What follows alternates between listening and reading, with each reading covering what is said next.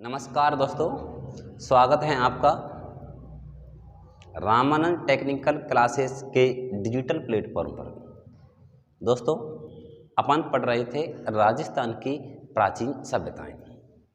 हमने कल पढ़ी राजस्थान की एक सभ्यता कालीबंगा सभ्यता, और आज अगली जो सभ्यता है जिसका नाम है दोस्तों गणेश्वर सभ्यता। कौन सी सभ्यता? गणेश्वर सभ्यता। देखो, आज अध्ययन करेंगे हम गणेश्वर सभ्यता का। देखो दोस्तों, राजस्थान की आकृति विषम कोणीय चतुर्भुज के समान है। हमने पहले भी बताया है, राजस्थान की आकृति विषम कोणीय चतुर्भुज के समान है। और राजस्थान में टोटली जिले हैं 33, और 33 जिले में से अलग अलग जिलों को अलग अलग जगह पे अलग अलग नाम से जाना जाता है। जैसे कि यहाँ पर एक 3 जिलों का समूह है। एक तो है दोस्तों चूरू, एक पड़ता है झुंझुनू, और एक पड़ता है दोस्तों सीकर। चूरू, झुंझुनू, सीकर, इन तीनों जिलों को संयुक्त रूप से हम शेखावाटी प्रदेश कहते हैं। शेखावाटी प्रदेश के नाम से जानते हैं। दोस्तों, ये झुंझुनू जिला है, और झुंझुनू जिला में कुछ पहाड़ी हैं। जैसे कि यहाँ एक पहाड़ी है दोस्तों, उसका नाम है कोलहन की पहाड़ी। कोलहन की पहाड़ी, और कोलहन की पहाड़ी की खासियत है, यहां से प्राचीन काल से तावा निकाला जा रहा है। तावा निकाला जा रहा है। कोलहन की पहाड़ी की खासियत है कि यहां से तावा निकाला जा रहा है। कोलहन की पहाड़ी पड़ती है झुंझुनू में। यह जिला है सीकर, और दोस्तों सीकर का प्राचीन नाम है बीरभान का बास। बताओ सीकर का प्राचीन नाम क्या है? तो सीकर का प्राचीन नाम है बीरभान का बास। सीकर की एक तहसील है जिसका नाम है नीम का थाना। सीकर की एक तहसील है, उसका नाम है नीम का थाना। और नीम का थाना तहसील में एक गांव पड़ता है जिसका नाम है खंडेला। कौन सा गांव? खंडेला गांव। और खंडेला गांव में कुछ पहाड़ी हैं, वो कहलाती हैं खंडेला गांव की पहाड़ी। क्या कहलाती है? खंडेला गांव की पहाड़ी। और दोस्तों, ये पहाड़ी है खंडेला गांव की। इतना सा पड़ा है कि सीकर का प्राचीन नाम है बीरभान का बास, और सीकर की एक तहसील है जिसका नाम है नीम का थाना। और नीम का थाना तहसील का एक गांव है खंडेला, और खंडेला गांव में कुछ पहाड़ी है, नाम है खंडेला की पहाड़ी। देखो, खंडेला की पहाड़ी पे वर्षा ऋतु में ये देखो वर्षा हो रही है। क्या हो रही है? वर्षा। और किसी भी पहाड़ी पे जब वर्षा होती है तो दोस्तों वहाँ से नदी का उद्गम होता है। यानी कि यहाँ से खंडेला की पहाड़ी से एक नदी का उद्गम हुआ, और यहाँ से नदी का उद्गम हुआ कांतली नदी का। कौन सी नदी? कांतली नदी। दोस्तों, कांतली नदी लगभग 100 किलोमीटर बहती है, और कांतली नदी के बहाव क्षेत्र को हम तोराबाटी के नाम से जानते हैं। किस नाम से जानते हैं? तोराबाटी के नाम से जानते हैं कांतली नदी के बहाव क्षेत्र को। देखो, कांतली नदी के किनारे एक सभ्यता का डेवलपमेंट हुआ जिसका नाम है गणेश्वर सभ्यता। आज जो हम सभ्यता पढ़ रहे हैं उसका भी नाम क्या है? गणेश्वर। यहाँ दोस्तों एक सभ्यता का डेवलपमेंट हुआ, उसका नाम है गणेश्वर सभ्यता। और गणेश्वर सभ्यता की खोज हुई साहब 1972-76 में। कब हुई? 1972-76 में। इसकी खोज करने वाले थे रतन चंद्र अग्रवाल। कौन है? रतन चंद्र अग्रवाल। गणेश्वर सभ्यता की खोज की रतन चंद्र अग्रवाल व B.N. मिश्र ने। देखो, गणेश्वर सभ्यता की खोज हुई 1972, और रतन चंद्र अग्रवाल व B.N. मिश्र गणेश्वर सभ्यता के खोजकर्ता हैं। इतना सा पड़ा है दोस्तों, 3 जिलों का समूह है सीकर, चूरू और झुंझुनू, जिनको संयुक्त रूप से हम शेखावाटी कहते हैं। शेखावाटी प्रदेश में एक लैंग्वेज बोली जाती है, उसका भी नाम है शेखावाटी लैंग्वेज। देखो ये जिला है शेखावाटी प्रदेश का झुंझुनू, और झुंझुनू जिले में एक पहाड़ी है जिसका नाम है कोलन की पहाड़ी, और कोलन की पहाड़ी से प्राचीन काल से तावा निकाला जा रहा है।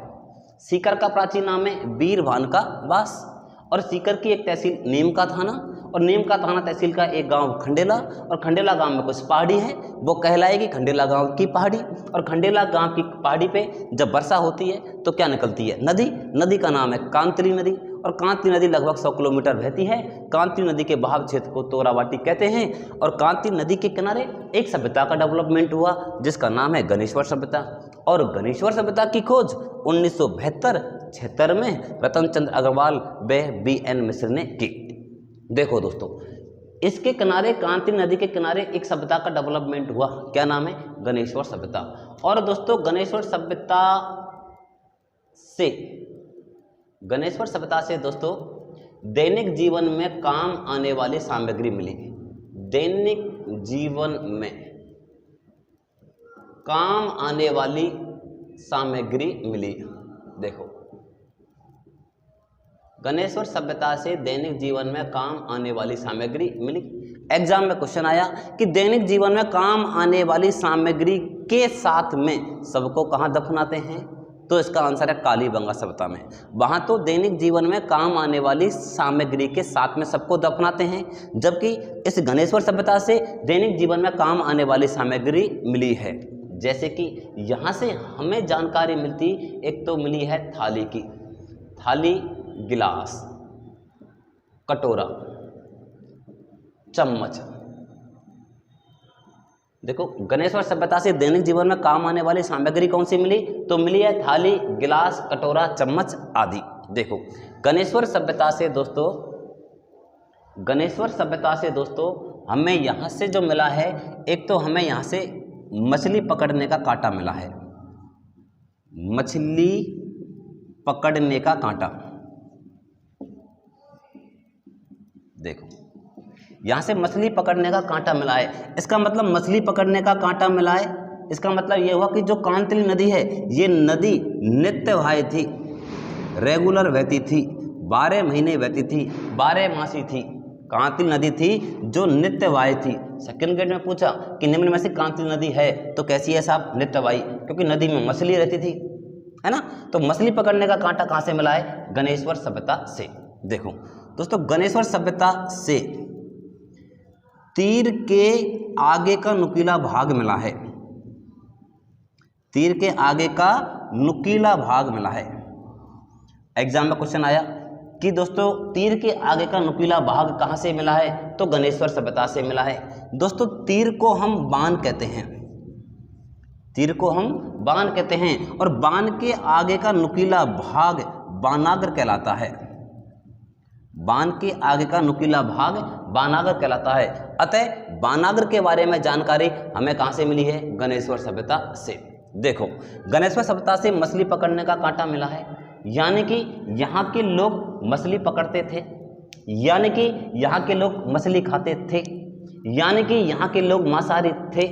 देखो यहाँ से तीर के आगे का नुकीला भाग मिला है, और तीर यानी कि तीर कमान, और यदि तीर मिलेगा, तीर कमान मिलेगा, तो दोस्तों इसका मतलब ये लोग शिकार करते थे। ये लोग क्या करते थे? शिकार।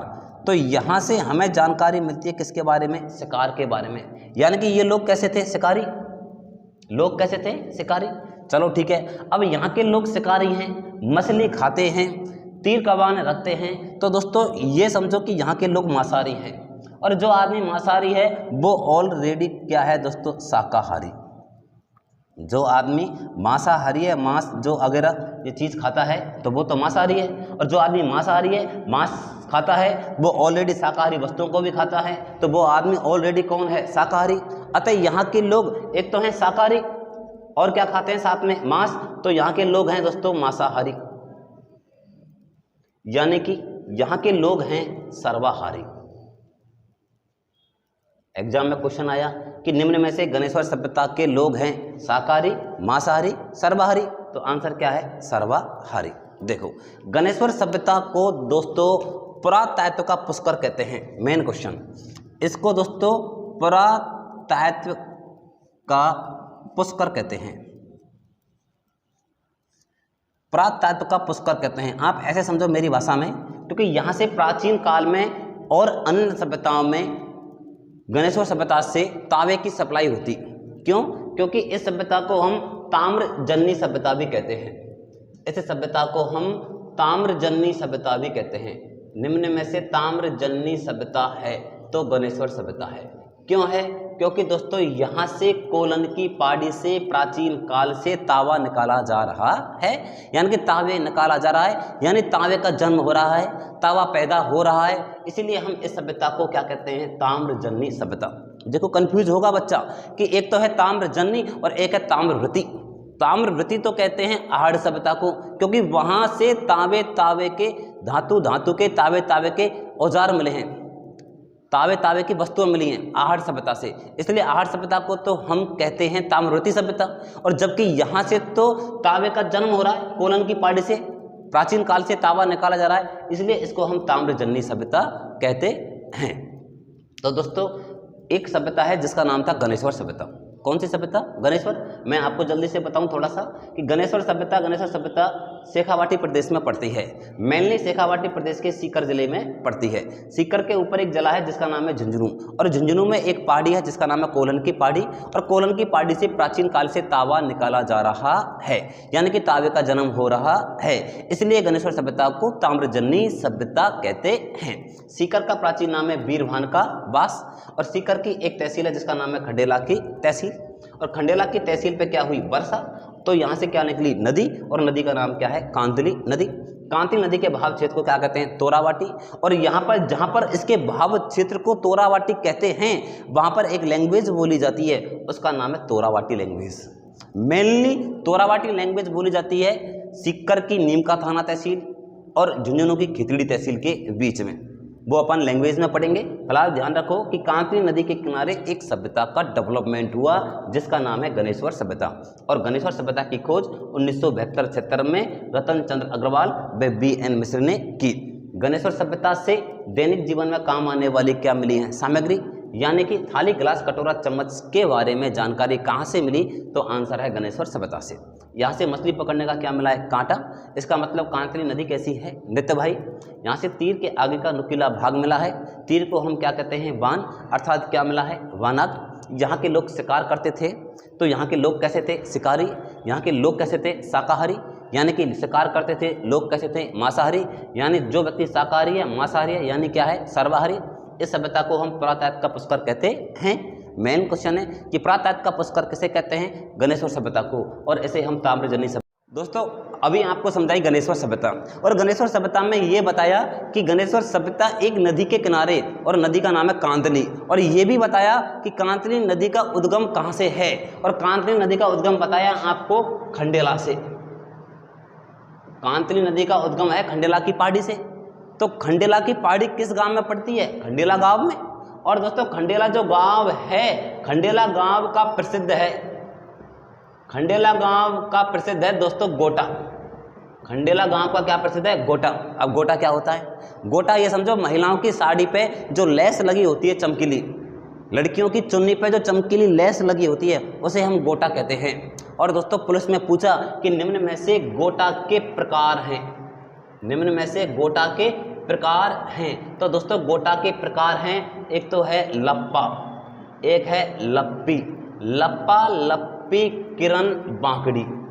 लप्पा, लप्पी, किरण, बांकड़ी, ये क्या हैं? गोटा के प्रकार हैं। और गोटा जो लगता है ये पीले पोमचे पर लगता है, पीले पोमचे पर लगता है। जो गोटा है ये किस पर लगता है? पीले पोमचे पर।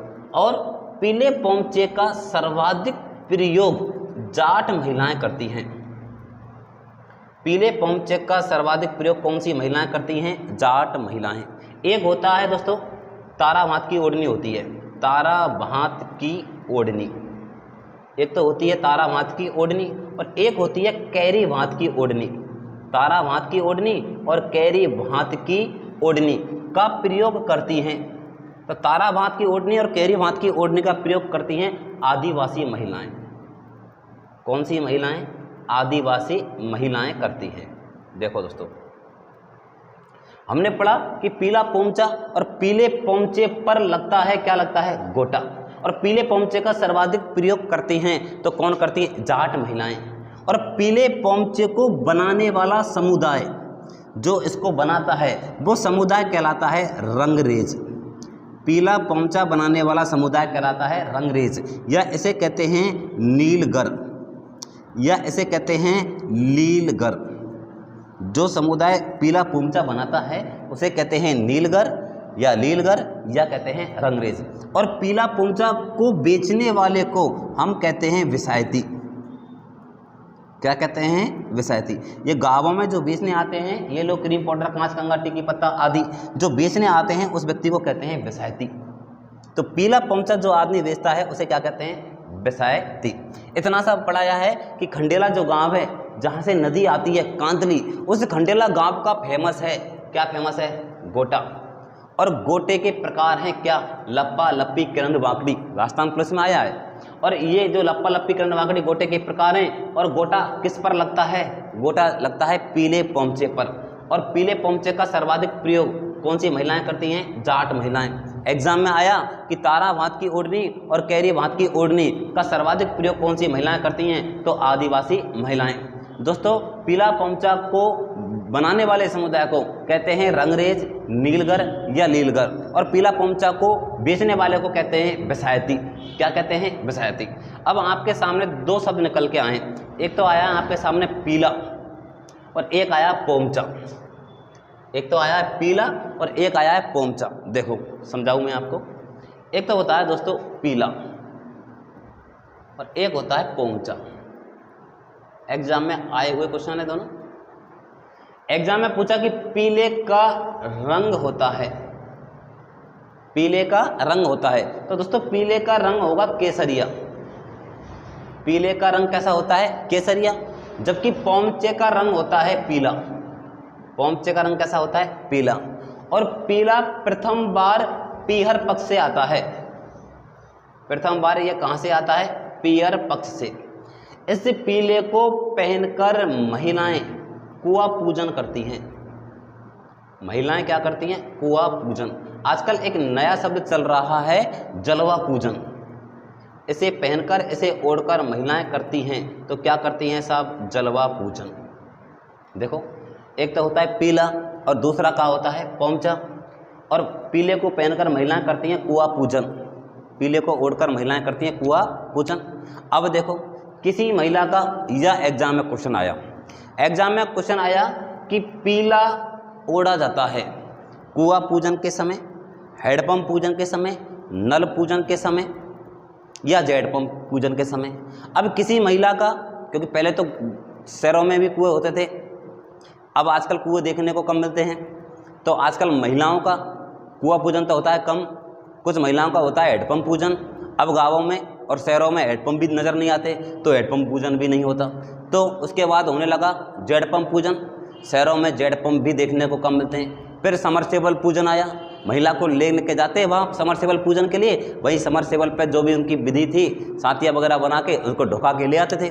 उसके बाद में नई प्रोसेस आई नल पूजन। और ये एग्जाम में आया हुआ क्वेश्चन है, चाहे किसी महिला का नल पूजन हुआ है, लेकिन आंसर क्या है, पीला का ओढ़ा पहना जाएगा कुआ पूजन के समय। समझे आप। और एक होता है पोमचा, और पोमचा ओढ़ा जाता है दोस्तों, ये ओढ़ा जाता है विवाह के समय। कब, विवाह के समय, है ना। और विवाह के समय ओढ़ा जाता है। और पोमचे का रंग होता है पीला, जबकि पीले का रंग होता है केसरिया। थैंक यू दोस्तों, ये आपने एक सभ्यता पढ़ी, गणेश्वर सभ्यता। इसके बाद में हम अगली सभ्यता पढ़ेंगे, आहार सभ्यता। थैंक्स।